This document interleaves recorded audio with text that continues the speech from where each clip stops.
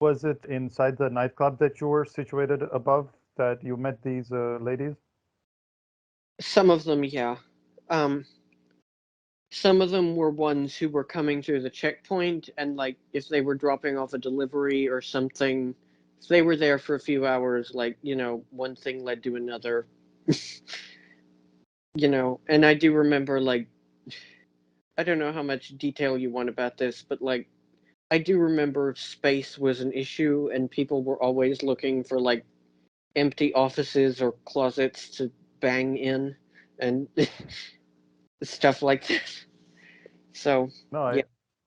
that adds up to different conditions. And also, I think you mentioned something about the the ladies there, some of them having purposefully been genetically modified to look like certain ETs. And was that, did they make them more attractive, or what was the thinking there? There's people, xenophilia is a big thing in space. So there's a lot of people who are specifically, they have a fetish for aliens or people who look like aliens. So that's basically what's behind that. Yourself included?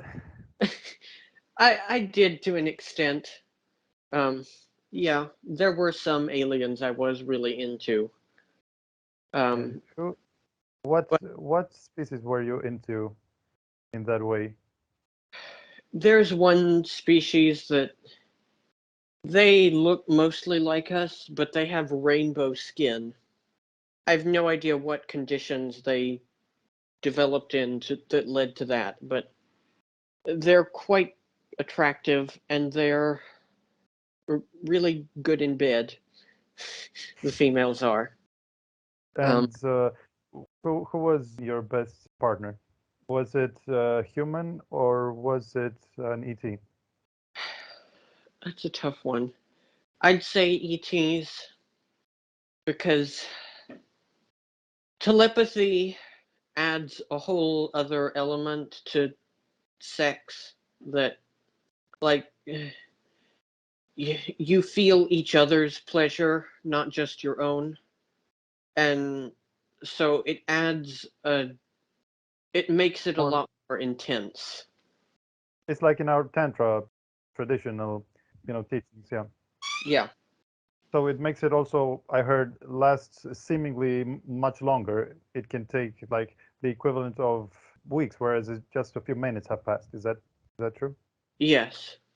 And so the ETs were more inclined to be able to do that. Yes.